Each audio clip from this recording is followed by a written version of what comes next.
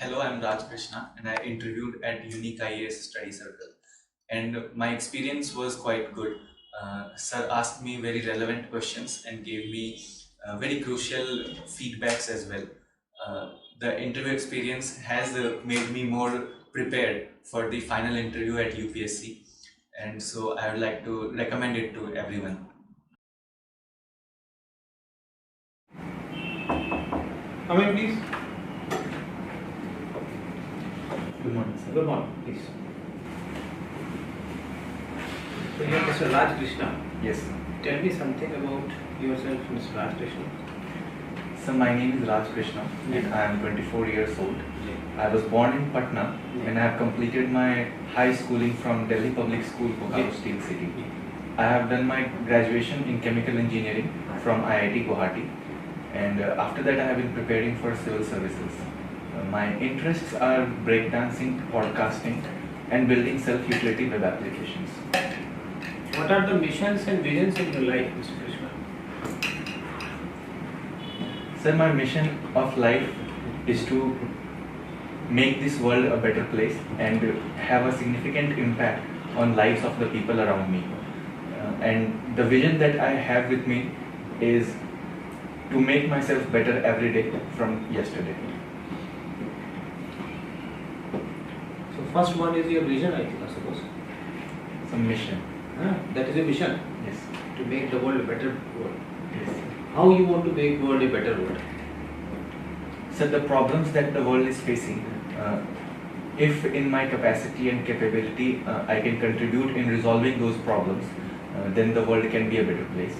For example, the main challenges that the world is facing today, especially India, is poverty, illiteracy, underutilization of human resource, infrastructure bottlenecks, climate change, etc. And I can play a significant role in resolution of those challenges. But Raj Krishna ji, when one is not a part of bureaucracy, the world is open, and once it's a part of system, then the world is too small. Don't you think you can better fulfill your aim if you are free to serve anywhere in the way you want? Why you want to come then civil services? Sir, the job profile of civil services is particularly to resolve these problems specific to the people and the country. In any other job, it provides a handsome salary, and all these problems need to be resolved on a personal capacity. Whereas in civil services, I will be in charge with addressing the grievances of people.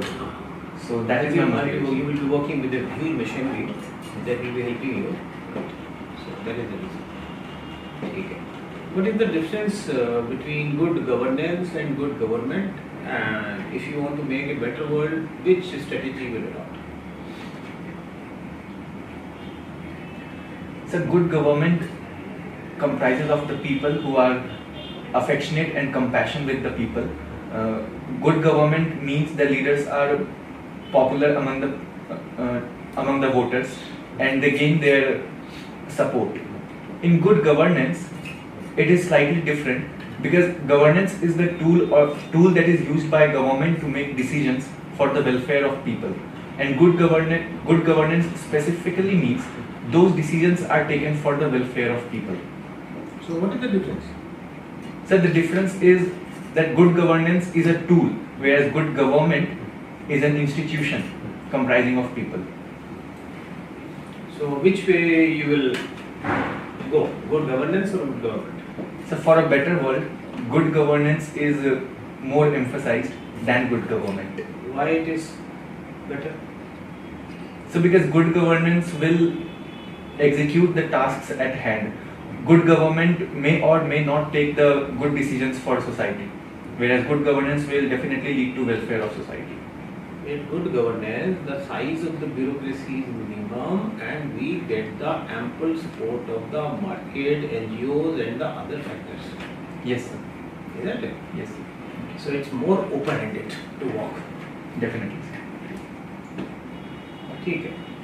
तो ये बताइए, what are the which bodies in the world who basically propagated the concept of good governance in all over the world? most part of it. So I'm not sure about the body that propagated the idea of good governance. Have you heard about IMF and World Bank? Yes. So these are the ones. Thank you.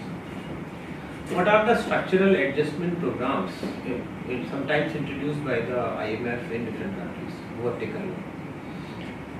So IMF propagates a free market regime and a liberal order, and the conditional loans are based on the condition of opening the domestic market to foreign players and private players, and also reducing the state's interference in the market.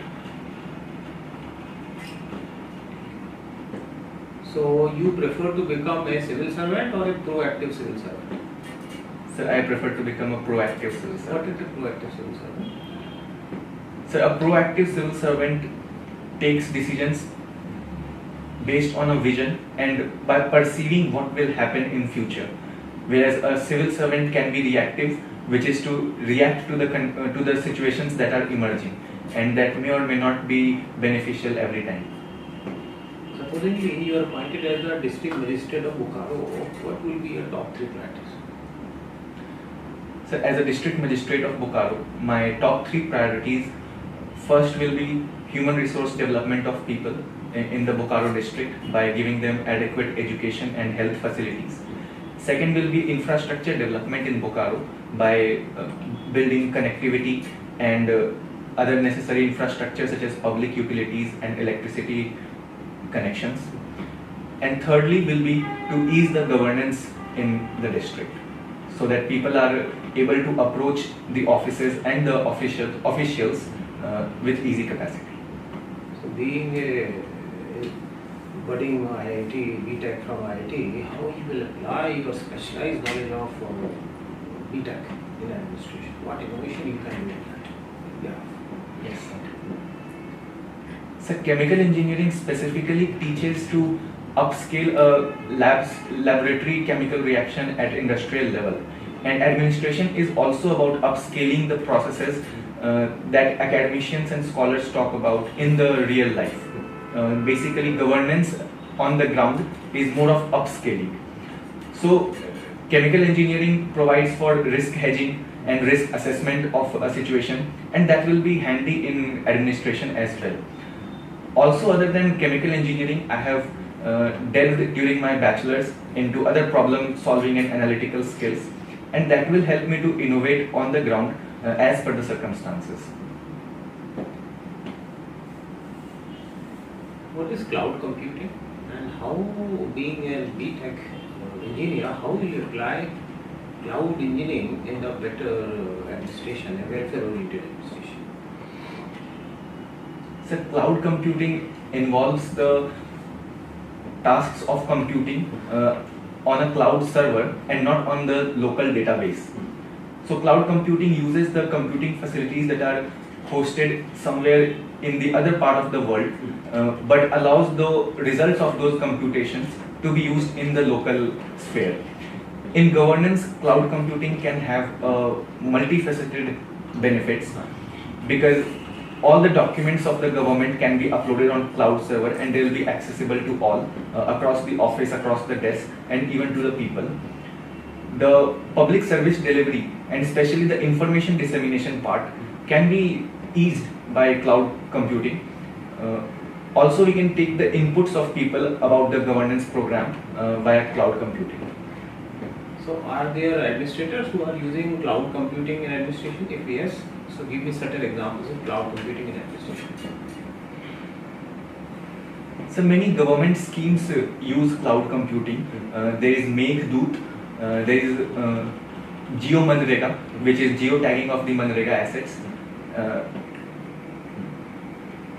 and also the DigiLocker uses cloud computing. These are the ones I can remember right now. In Manrega, the Indian citizen have got right to vote. Yes.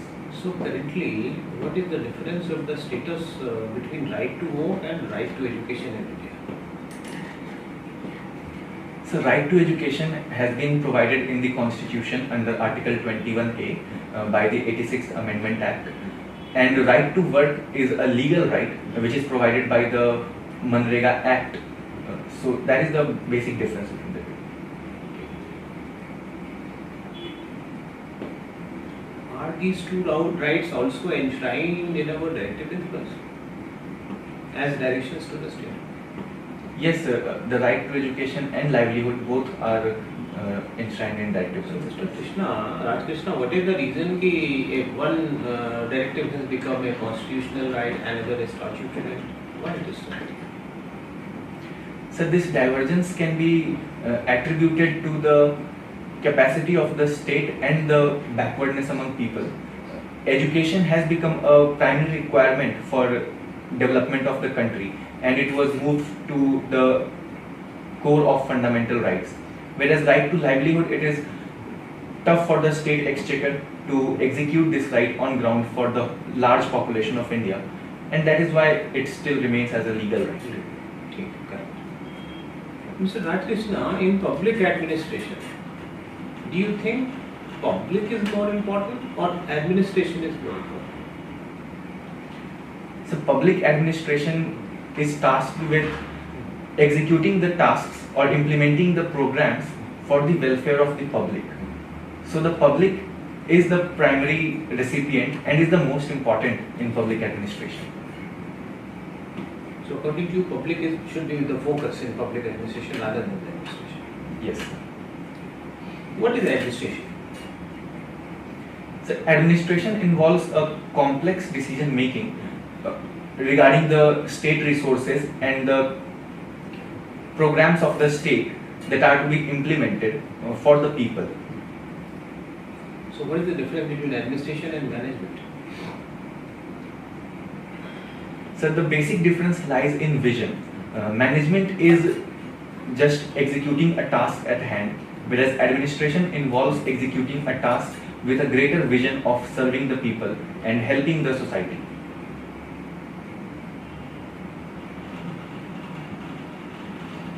Mr. Krishna, normally it is said that a civil servant is good as a servant and bad as a master. A civil servant is good as a servant but bad as a master. What do you think? What is your comment? The civil servant has to perform dual role in his professional life.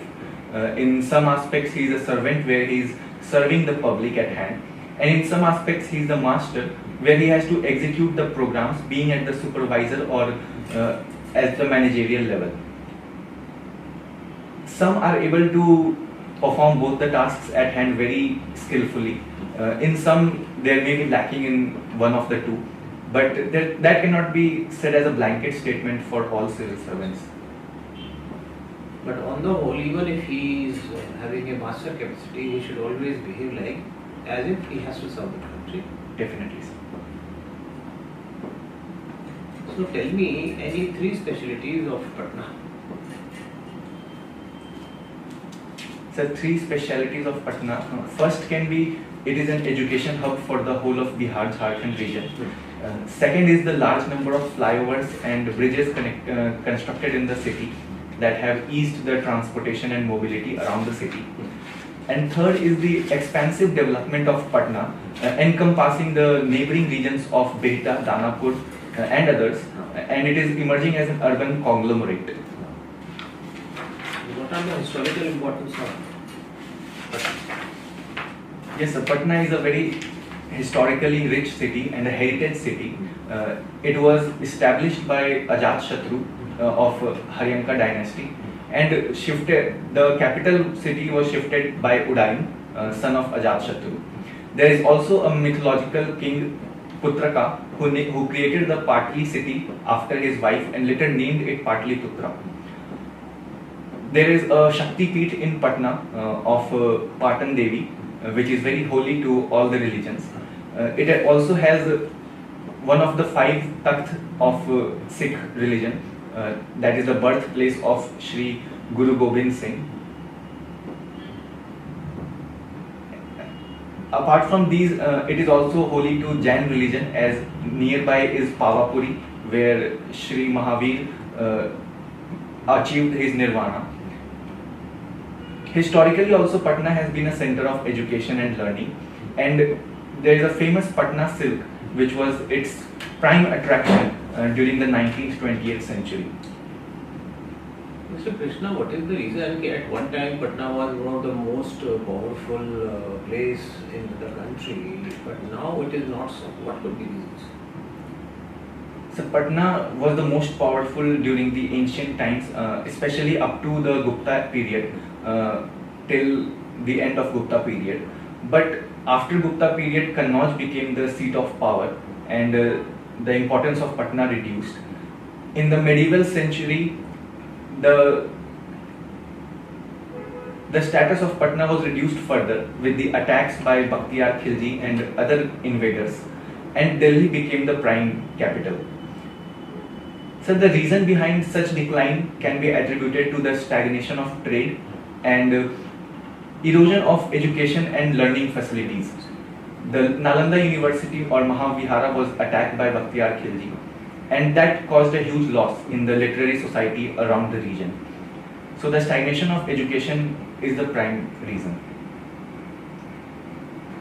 Patna was invincible because it was with a Jal Durga. Yes. So it was very easy to defend, but over a period of time, the new concept, new strategies developed, and Kannauj got the imperial power because it was on a high platform. So there are a number of reasons, some reasons you have already said. So that is the reason. In country, if the planning is done, sometimes a word concept is used, ki financial inclusion. So tell me few examples of financial inclusion in our country. So few examples of financial inclusion, which is to provide the universal access to financial services to all the people. First can be the Jan Dhan scheme. It has allowed for every Indian citizen to have a bank account. More than 85% of Indian citizens now have bank accounts. And the direct benefit transfer under the Manrega and LPG Pahal scheme is also a very evident example of financial inclusion. New banks are emerging, neo banks, payment banks and small finance banks, which are performing the role of implementing the task of financial inclusion at the ground level in far remote areas. Digi banks are also catering to the remote people where infrastructure cannot be built. So these are some of the examples. Very true. What will become the banking, the knowledge about the financial prudence, and the linking bank accounts with the insurance, easy transmission, coupling it with the microfinance to the self-help groups. So it could lead to a lot of development in the country. Very nice. Thank you. So your hobby, and you mentioned in your hobby that you love breakdance. So why breakdance is known as breakdance? So breakdancing involves a lot of breaks in the dance, such as the performer sometimes freezes during performance, and that can be one reason why it is called breakdancing. Also, the body movements in breakdancing are such that it appears that the body is broken into different parts, and the performer can isolate his body parts on a whole. So that can be another reason why it is called breakdancing. And what do you mean by the term podcasting? So podcasting is delivering any content over the internet on demand. So all the audio, video and textual content that is on demand provided to the people, that comes under the podcasting. So what is your achievement in podcasting? So I run an Instagram account and a Spotify account for doing regular podcasts. We have recently completed a 1 year long succession on our channel.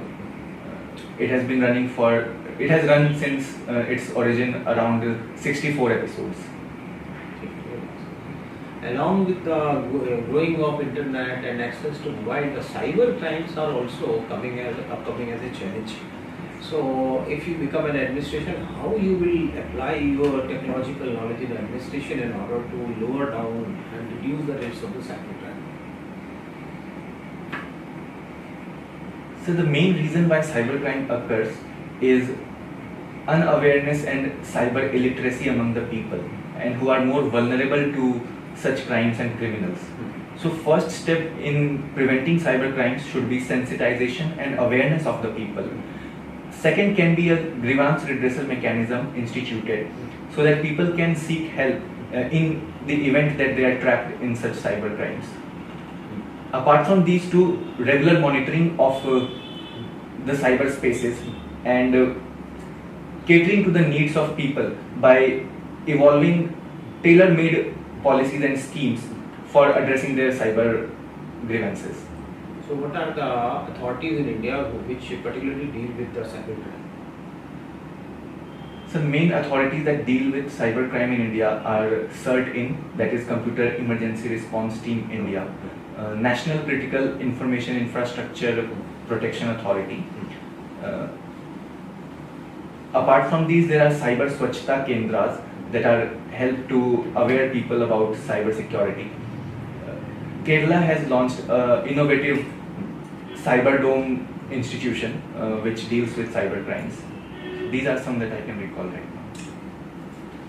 Mr. Krishna, it is generally said that in India there are a number of central services, number of all Indian services, but now with the growing emergence of e-governance, there should be an all India IT cadre. So how would you support this view?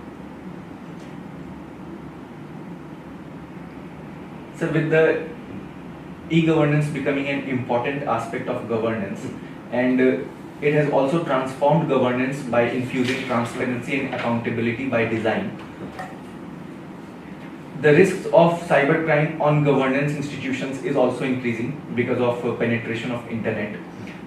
So the possibility of an all India IT services is very real, and it should be adopted because it will give the government a professional competence in dealing with cyber crimes. And also the many softwares and dashboards that the government is designing right now, they can have the principle of cyber security by design incorporated in it right from the start.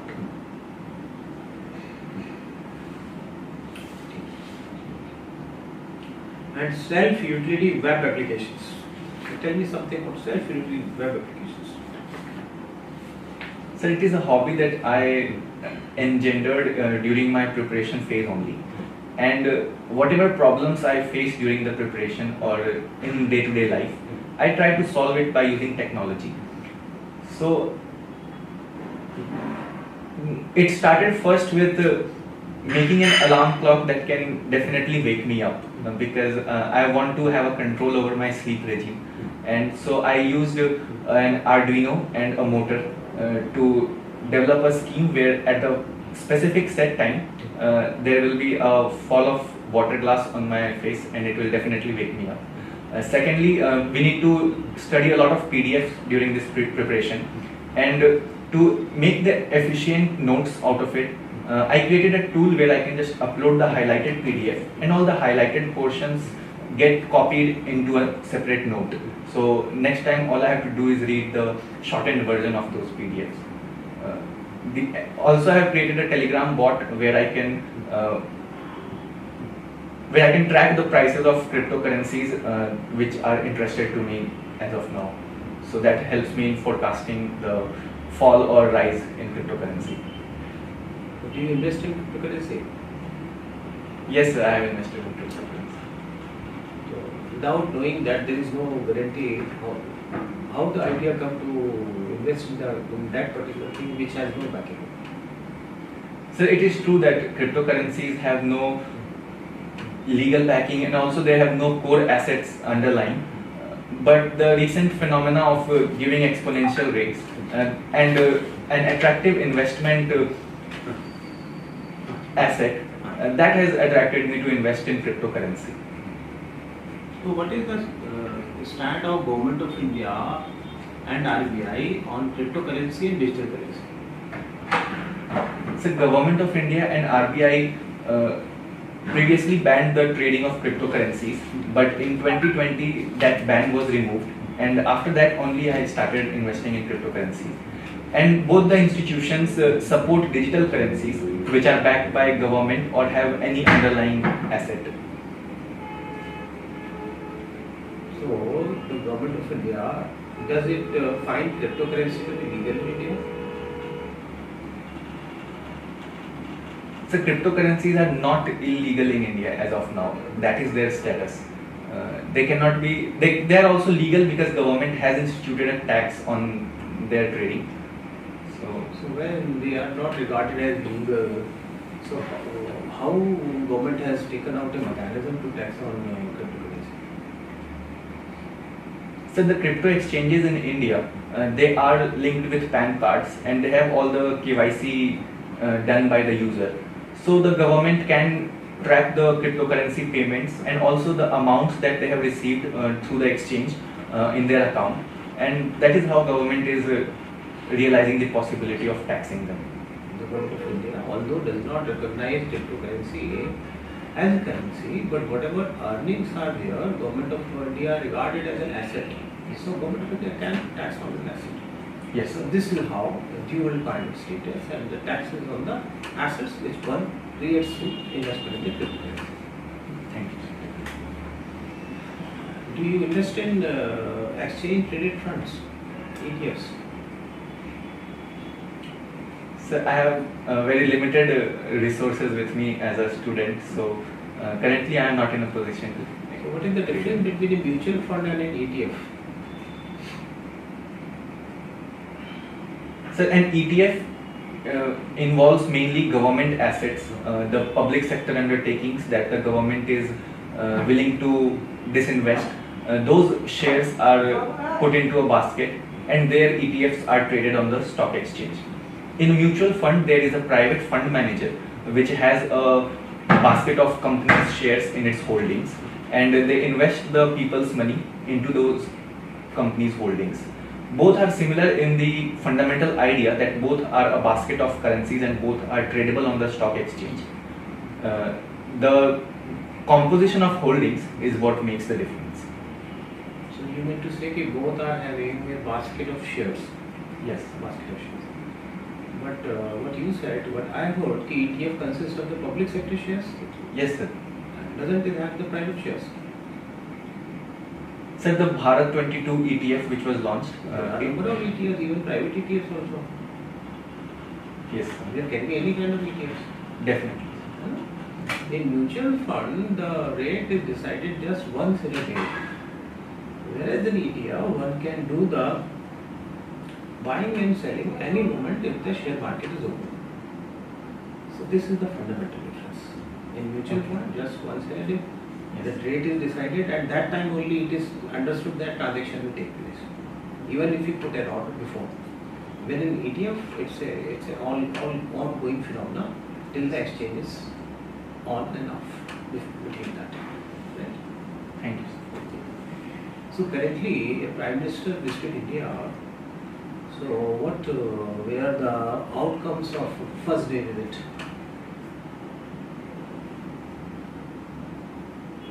So the UK Prime Minister Boris Johnson visited India recently, and the main outcomes of the first day visit can be willingness for negotiations over the ongoing free trade agreement between India and United Kingdom, and also developing partnership over science and technology and research, especially on climate change and water resources. Apart from these other developments, I'll have to look up. And related with India-Russia relationship, what was the opinion of the British PM? So I'm not aware right now. He doesn't seem to criticize India Yes. because of the energy needs of the India, but he said we can find out some alternative also at the same time. But as such, from our side, there is no as such force to India. Yes. Thank you. In the current Russian-Ukraine crisis, how India balances the India-US relationship and the India-Russia relationship? So in the current ongoing Ukraine war, India has declined to vote against Russia and has abstained from around 13 votes done in the United Nations against Russia. So that is how India is balancing India-Russia relations.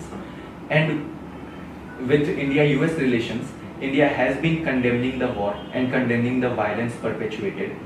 India has talked to the Prime Minister of Ukraine and Russia to curb down the hostilities and to find a diplomatic solution to the ongoing crisis. India has also not went for Russia and is on a neutral side in the war. India's position is that it is on the side of non-violence and not choosing any sides in the ongoing war. The US has criticized India for not criticizing Russia, but US has also recognized that Russia is an all-time ally of India and India shares a special partnership with Russia. So India has diplomatically resolved its tensions with US and has shown a positive way forward for the war. So when India declined the violence, so the main cause of the violence, don't you think it's caused by Russia? India should condemn the Russia. So the geopolitical realities are such that Ukraine is safeguarding its sovereignty and Russia is safeguarding its genuine security concerns. And that has been stand of India in the situation. There cannot be straight right or wrong in such war, and there is always a grey area where blame can be shifted. Regarding the Indian energy needs, how India is balancing? So since the Russia-Ukraine war, the prices of Brent crude has skyrocketed and they have even crossed $106 per barrel. India also faces the brunt of high crude oil prices because India is an importer country and relies on imports for 85% of its energy needs. India started buying crude oil from Russia at a cheaper price to safeguard its energy security and is looking to diversify its energy profile as much as possible.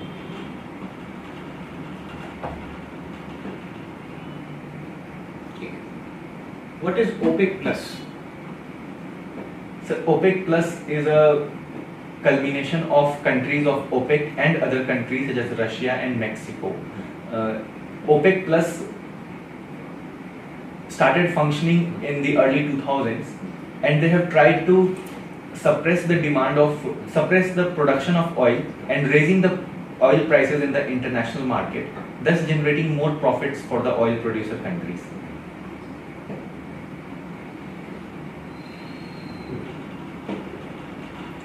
So currently, are European countries importing from Russia? Yes, are they importing petroleum from Russia or not? Yes, Europe has to import petroleum from Russia because Russia supplies around more than 50% of German energy needs.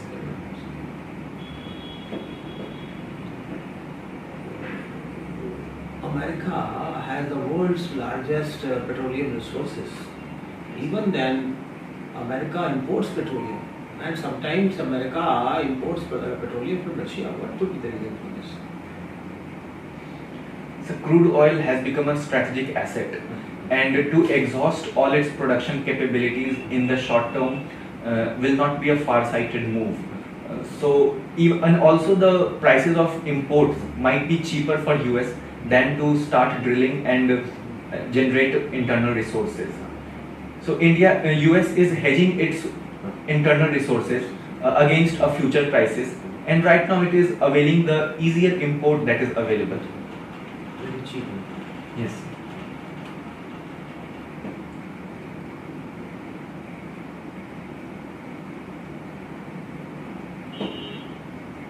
It is generally said that OPEC is losing gradually its control in controlling the prices of petroleum in the world. How much this statement is correct? Can you analyze it? So new players have emerged in the oil production paradigm. Mainly, United States has become the newest player with one of the largest reserves of crude oil. And the non-OPEC countries such as Russia and Mexico, they are also having a higher hand in the production facilities. So OPEC now provides only for less than 50% of global oil trade, and that is why it is not able to dominate the oil market as it used to do in the 90s or 80s. So the emerging paradigm is such that OPEC has to develop new capacities and also delve into newer fields of renewable energies and green energies if it wants to dominate the energy paradigm. The emergence of renewables has also lessened the impact of OPEC, because in Europe also around 50% of needs are met by nuclear and renewable energies. So that can be one reason also.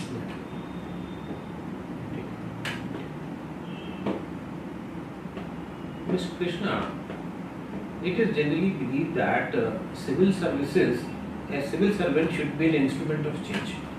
But sometimes he works honestly and he becomes a victim of change and transfer. Yes. So what is your point? So a civil servant job is to serve the society and the public. Transfers and changes in postings are part of the job, and they should not be looked down upon or looked as a punishment. One should be ready to accept the transfers and abide by the law and the constitution, and whatever comes, that should be faced with strength.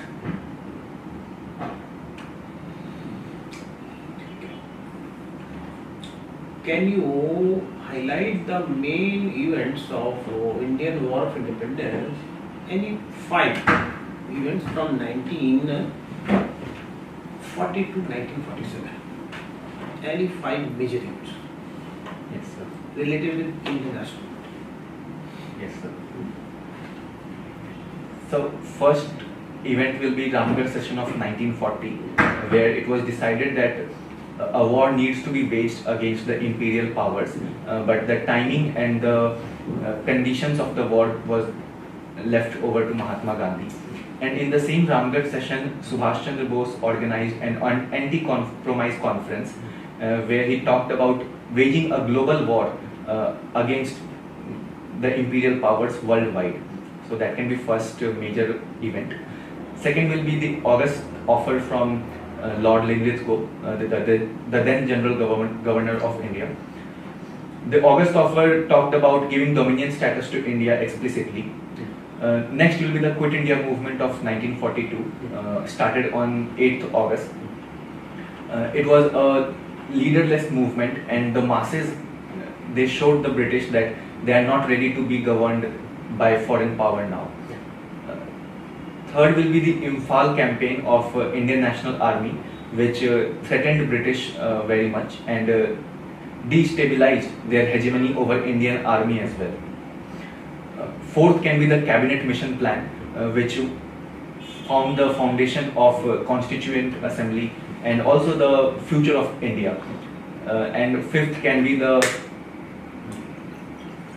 Royal Indian Navy revolts and the INA trial revolts, which played the role of a hammer on the nail in the coffin of British imperialism. So from 1940 to 1947, these are the 5 major things. Yes. And what about the independence of India? So the outcome of all these 5 will be independence of India. So India got independence first or division first? So India got divided first, and Pakistan was formed on 14th August 1947, one day prior to India's independence.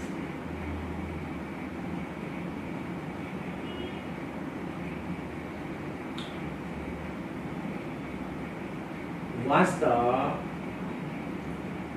scheme of the division declared before the independence or after the independence? So the exact line or borders of India and Pakistan, they were declared after independence. What were the 3 main changes we see in Quit India? 3 main changes. which we could not see before, strategy wise or otherwise? So the three major changes in Quit India movement from the previous movements. First can be the large role played by the masses. All the large leaders were arrested in the night of 7th August, and the movement was left to the masses, and still it quoted one of the largest arrests and one of the largest participation by different sections of society. Second can be the communal unity in the Quit India movement despite a time when communal tensions were at the peak. And third will be the local self-government institutions in Satara, Balia or in Tamluk. They emerged and they controlled the local government for a significant period of time. They overthrew the British legacy for around a few months to even some year. So that can be the three major changes. Would you like it local self-government or you would like to call it a parallel government? So parallel government will be a better word. Thank you. And don't you think this is the first movement when we didn't demand anything from the British? We clearly declared British in Quit India. Definitely. Isn't it a makeshift? Definitely. Tell me any of your 2 habits you would like to improve for a better life. So can I take one moment?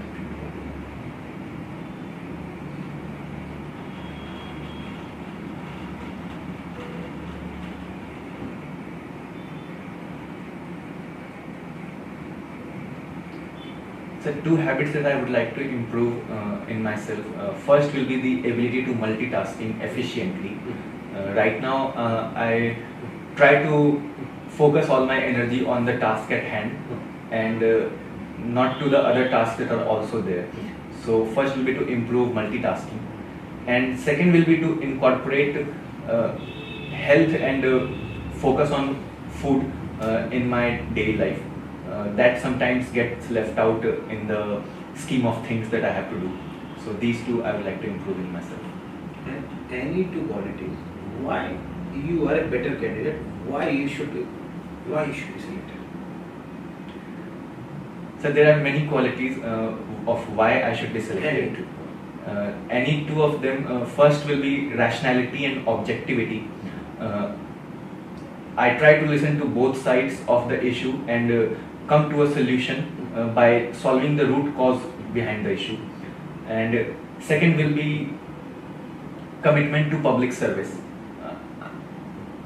I get pleasure by helping others, and I believe in the slogan that service to man is service to God, and that is how I envision my life. Okay, fine. Mr. Krishna, your interview is over. Thank you, sir.